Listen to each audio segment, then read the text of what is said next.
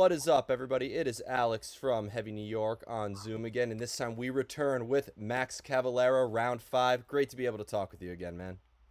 Oh, round five. Let's go. Absolutely. And I've interviewed plenty of artists like multiple times, but you always have new things in the work. So it's always easy to like do an interview with you. It's never like have to dive into the archive and like make up some questions. There's always new stuff in the Soulfly camp and the Cavalera camp, and you're always keeping us busy Yeah, enjoying metal. I'm the James Brown of metal, man.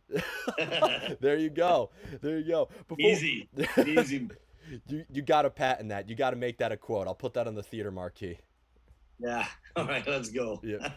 But before we get into everything Soulfly related, first and foremost, as I was saying before, the Beneath the Remains Arise tour, easily one of the best tours of 2022, if not the best.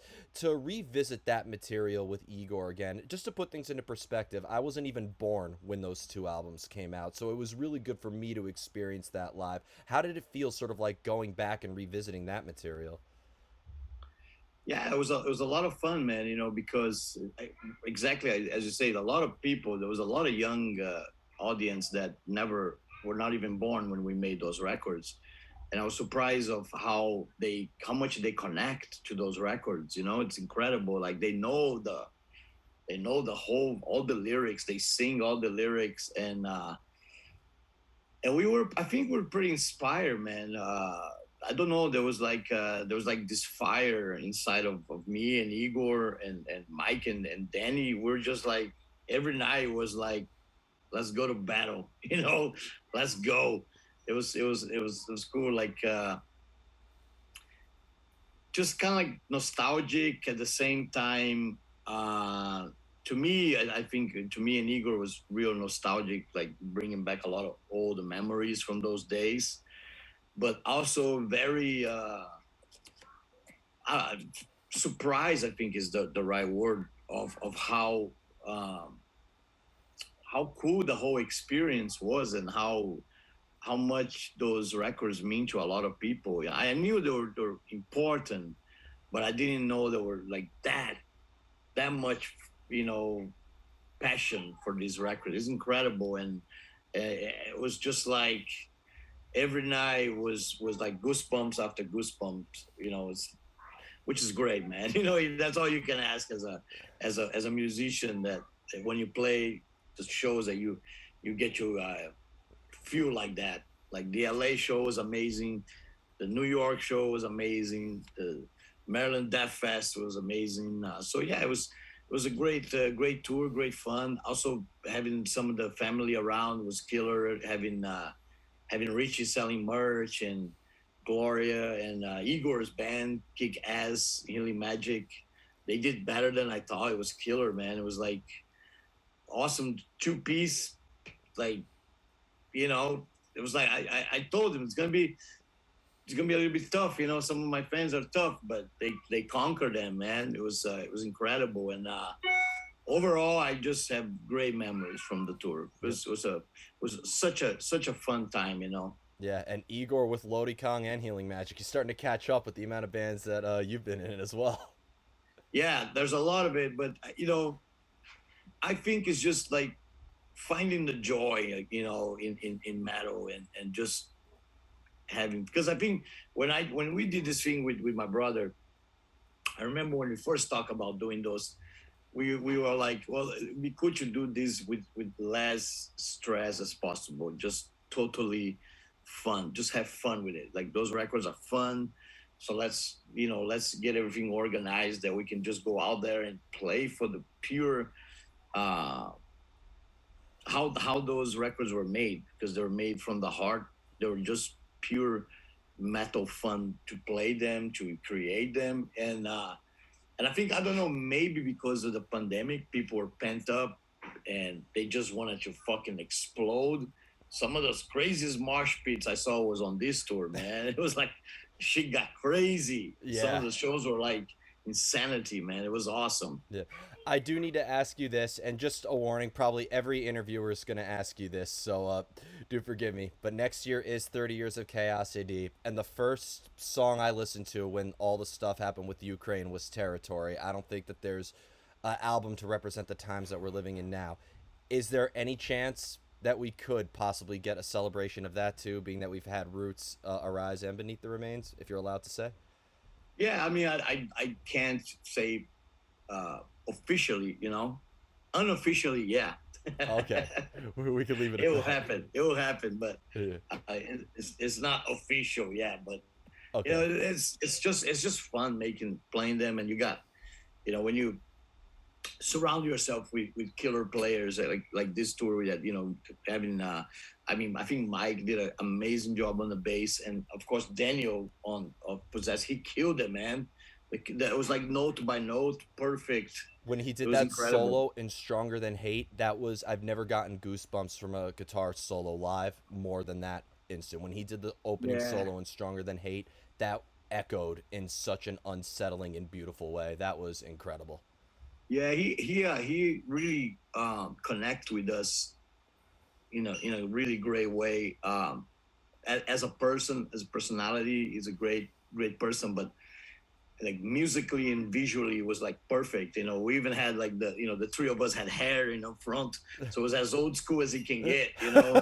And I told Igor, like, go get a wig, man. Oh my god, it, that would have been it would be great. like, it would be like 1989 all over again. It'll be awesome. But yeah, no, it was super fun, man. We had this thing. I told Igor I wanted to do on a Soulfly tour, but we ended up not doing for some reason. But it was a picture of the day on Instagram, and actually we did it. It was every day there was a picture of the day, and it was like really weird, just off the wall shit that we see through the day. Yeah. And one of them was like a shower mat placement from a bathroom in a venue. It was a Wu Tang. It was like a Wu Tang mat shower thing, and the other one was like a we play. It might have been Maryland Death Fest, but there was this sign for the towels on the shower, and it was the guy from fucking um, Silence of the Lambs with the open arms, you Yep. know, like Yep. Oh my god, that's creepy. let's put the towels in the bucket, you know. They had a bucket in there. It was like really creepy, man. It was That's so crazy. it was cool. We did off the wall stupid shit like that. There was a lot of fun. But overall, we just really had a great time on tour, man. I can't wait to you know, do more of that and do other tours. I mean, I know Totem is coming out, and we're probably gonna tour hard for that. You Oh know, yeah. we got your Soulfly's got already Japan in August. We're going to Japan with Dino. That should be cool. Dino is gonna ride with us a little longer, which is fun, you know. Yeah, But absolutely. yeah, it's exciting, man. Exciting things eh, on the upcoming months. When it comes to all the music that you have made in the past and present with Soulfly and everything before, do you feel that maybe the concept and the meanings could evolve over time as you evolve as an artist, or do you think that every album that you've made is almost a timestamp of who you personally are? You just kind of want that to represent a moment of time. I think they do that by even by default, or you know, especially when you're talking like musically, you know. I think you know, to me, when I listen to I don't know, like very old stuff, like Morbid Visions, I hear a lot of old school black metal that we listened to at that time, Battery and you know, Hellhammer, a little bit of you know, old Sodom and all that, you know, all that era came true on those records. Um, and the same with all of them. I think, you know, so I think like somehow what you play is a bit of reflection of what you kind of listening to, you know. And that's kind of cool, because I think that's how it's, because I'm a fan, you know. I'm a fan of the music before I'm a musician. Yeah. So as a fan, when I make a Soulfly record or I make a Go Ahead and Die record, this is what I would like to hear as a fan, what I'm putting on tape, you know, and end up being, you know, like lately is getting heavier and heavier, because that's what I've been listening to heavier stuff, so it just naturally just goes there. And yeah, I don't know. There's something about playing fast that's like, to me, it's just fun.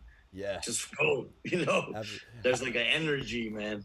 You should really shock your fans though with like a gentle love ballad one day, like one little slow ballad, like a Or Soulfly a "Sweet Child of country, like Mine." a country song.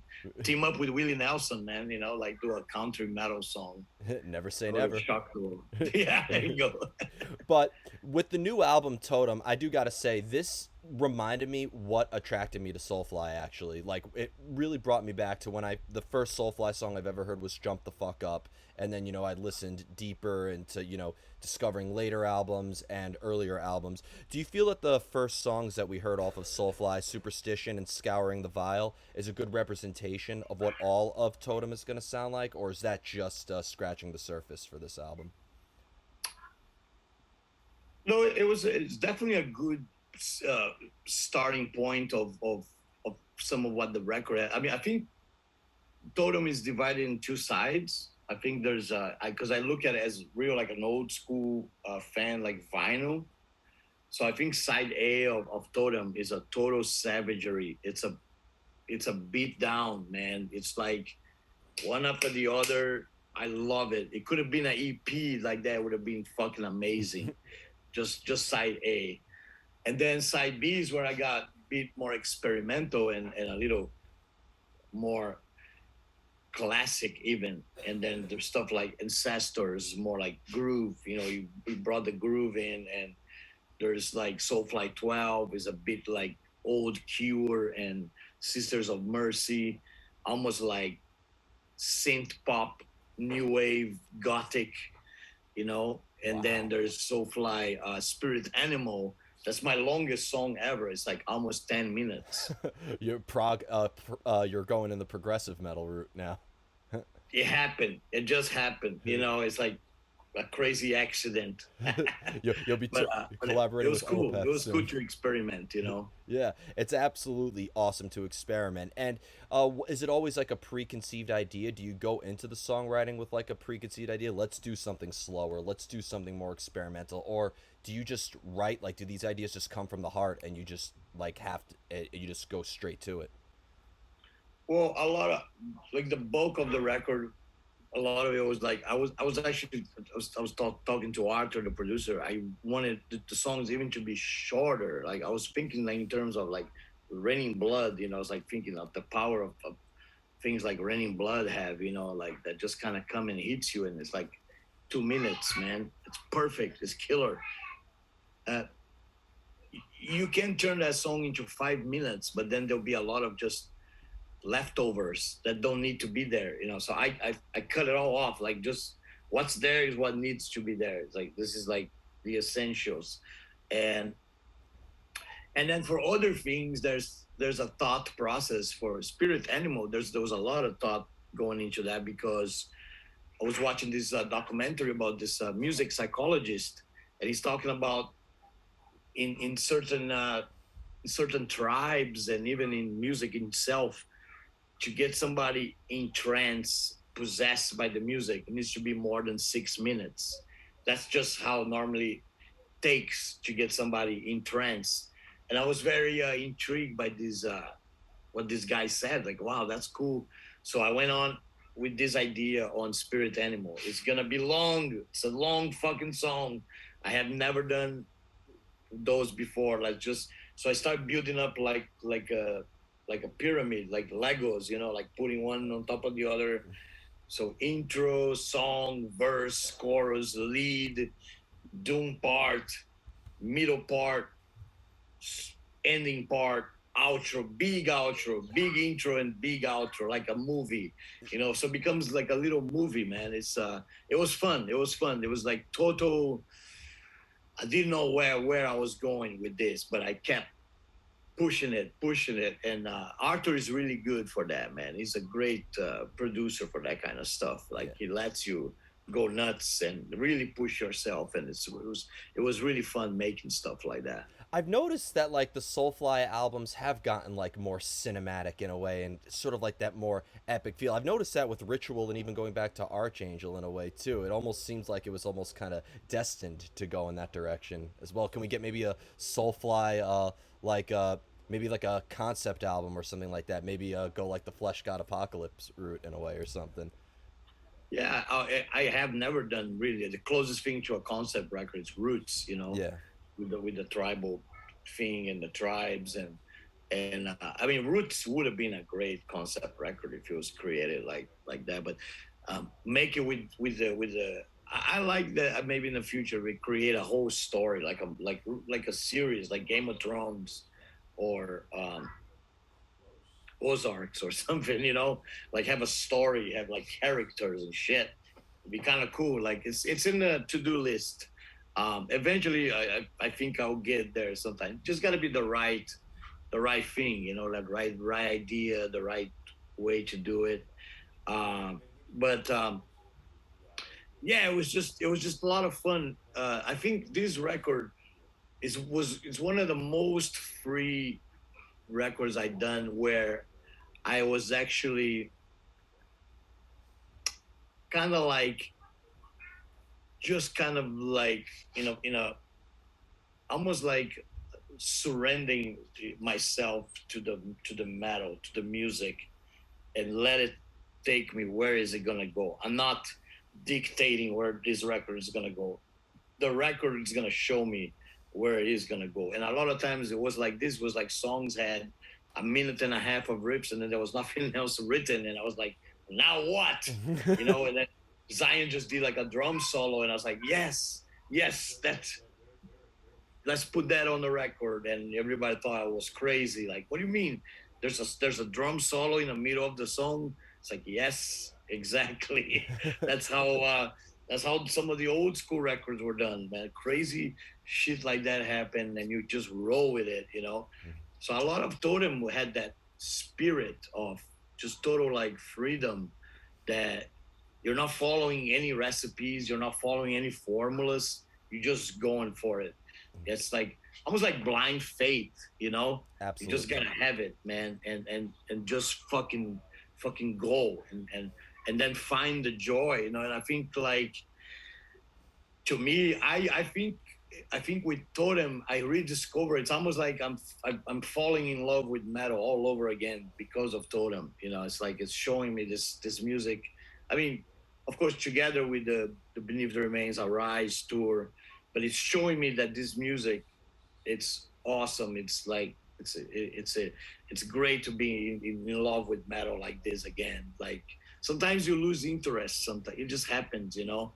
But I feel like right now I'm totally immersed into Totem and metal. It's like I'm living it, you know, Yep. totally like a young kid feeling overwhelmed by metal and just loving it. You know, it's which is great, man. I'm fucking 53.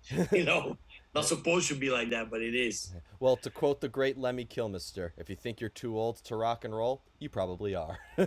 So, Right there, you go. Yeah, man. It's like I love it, man. And I love to be inspired and to feel inspired and to inspire others. I think that's the greatest thing about metal and music in general. And you know, definitely. talking to you know, I get to work with a lot of my heroes, you know, type stuff on the collaborations, like the one with John Tardy was great, doing Scar in the Vial, and and it was funny. It started as an accident. I was singing the chorus and it sounded just like John, you know, and Arthur's like, dude, you sound like John Tardy right now, and I was like, really? It's like, yeah, and I was like, well, why don't we get the real John Tardy here, not just me sounding like John Tardy? So Oh, you got, you know, we call him up and it was great, you know. Soulfly and Obituary is a match made in heaven. So, Yeah, we need to tour. I told John that. Like that would be a sick ass tour. Definitely. Hopefully next year. Definitely. I have two more questions for you. Because in addition to finding love with Totem and everything like that, but it's also I think a special time in the Soulfly camp because it's 10 years of Enslaved this year, as well as next year is going to be 10 years of Savages. There's just so much to celebrate, and also this year is 20 years of Three, so it's 20 years since the third Soulfly album. I mean, just kind of All the kids are getting big. right, right. But I am wondering, with Enslaved and Savages, what the kind of thought process was, and even going further in Three, how would you say that evolution sort of formulated? Like, how would you say you've grown since then, and what was the different changes in the Soulfly camp then versus now? So yeah, so I think Three is an interesting one. I was breaking up with new metal. It was like my breakup record. I was like, that's it, I'm done. Nah, it's like I love the element, like the riffs of old school new metal. I still love it. I think like the early Deftones and early Head PE and Korn. There's amazing riffs on those records, Mm-hmm. but it got overwhelmed. It got too big. It got poppy. It became like a pop thing, and I was like, okay, I'm done with this, man. It's not for me. I'm back. I'm going back to the cave. So Three was me returning to the cave. I went back to the harsh stuff. So a Downstroy, uh, Last of the Mohicans. We even did a Sacred Right cover, and it was, and then from that point on, it just kept going in a heavier and heavier prophecy. Dark Ages was super heavy, and I think um, Enslaved and Savages. Yeah, Enslaved is a bit kind of um, flirting a little bit with technical death metal. I think I was listening to a lot of like cattle decapitation and stuff. We even had Ryan on, uh, Travis Ryan on fucking uh, what the fuck is Worlds Come, Yeah. and then of Savages it was fun. It's Zion's first record, and we went to work with Terry Date. That's when I started working with the producers again. I produce a lot of the Soulfly records. I started going back to producers. And Terry Date's one of the biggest you can get, right? Pantera Yeah. and Soundgarden. Like, it doesn't get bigger than that. That's a great first record It, for Zion to it was join. it was a bit overwhelmed actually. It was like this massive producer, and but I like the record. I think it's cool. There's some stuff in it that's really cool that never really got. I don't know, for some reason it was actually obscured, but uh, Ayatollah of Rock and Rolla with Neil from Clutch. I thought that was such a cool song. It's like Soulfly meets Clutch, Yeah. like rock and roll metal. It was fun. It was cool. You've done a We lot of got to do that. you've done a lot of collaborations where on paper it doesn't sound very good, like Killer Be Killed, but then we hear it and it's amazing. So Yeah, yeah. Don't put on paper. Don't ignore the statistics. They don't count. exactly. The proof's in the pudding. It's like when you play live, when you jam, that's when it comes to life. Killer BQ is perfect. Yeah, should not work. It's a horrible idea. These poor guys are like, they had nothing, none of this compute. But you put us in a room and cool shit comes out of it, man. It's pretty magic, actually. Absolutely.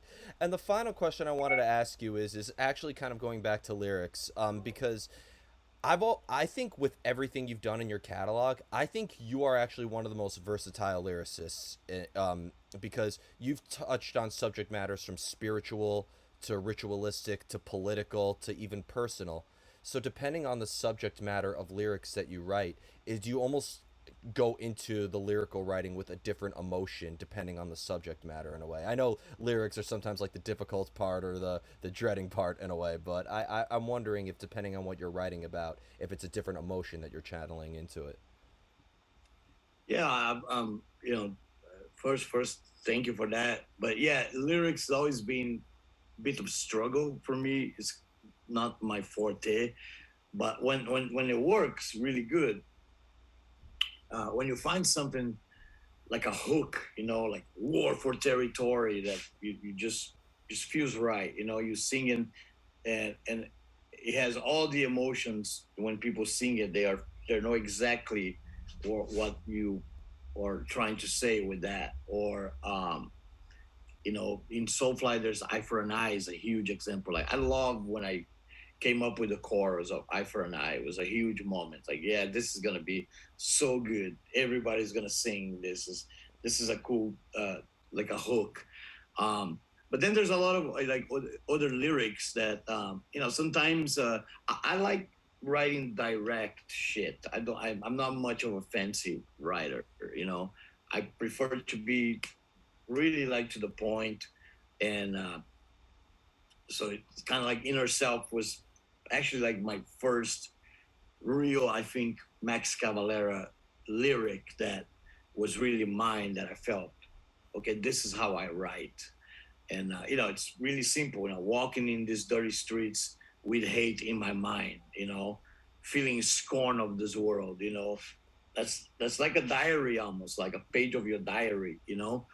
And then when you move into Soulfly, that's where I move more into the spiritual side of things. And then you try to connect with that, and I think like that's a bit harder.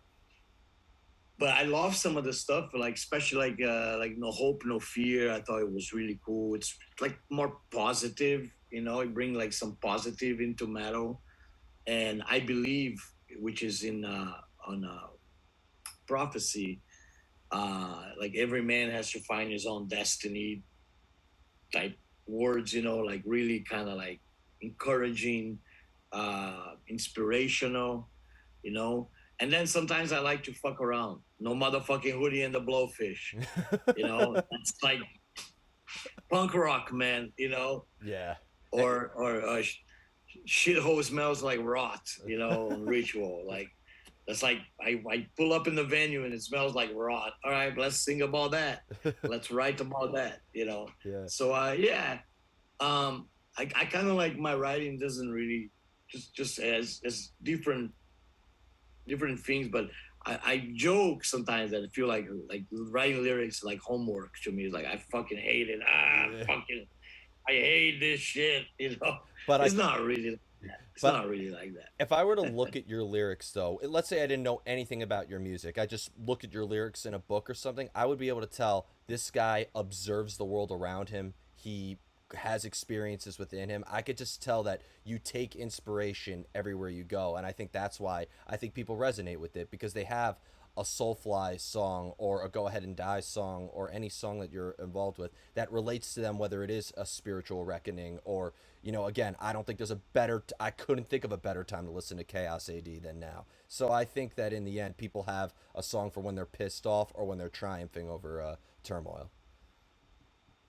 Thank you. That, I thought about a couple of things for the future. I would really like to make this kind of like book of lyrics with drawings. Like find some cool people that draws, and then have the lyrics and the drawing with it.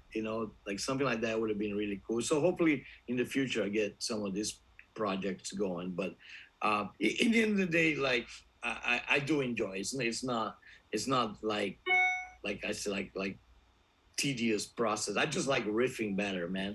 Yeah, of If I course. get my guitar, that's my place. That's where I feel comfortable. And but overall, it's all been really enjoyable. I just enjoy the whole process of everything. Absolutely.